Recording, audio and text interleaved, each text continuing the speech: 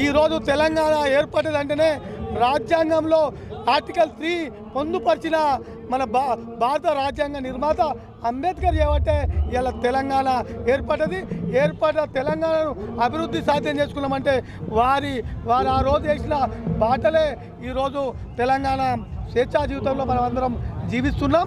మరి ఇవాళ భారత రత్న అంబేద్కర్ గారి ఆశయాలు కొనసాగించే విధంగా అందరం కూడా యువత పెద్ద ఎత్తున మరి వారి ఆశయాలను కొనసాగించవలసిన అవసరం ఉంది.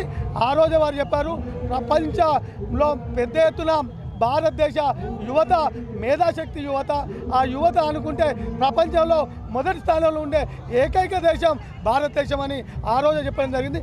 ఈరోజు మనం చూస్తున్నాం, వారు గత 60-70 సంవత్సరాల కింద చెప్పిన విషయం ఇలా భారతదేశం మనం ఇలా మన యువతను చూస్తున్నాం.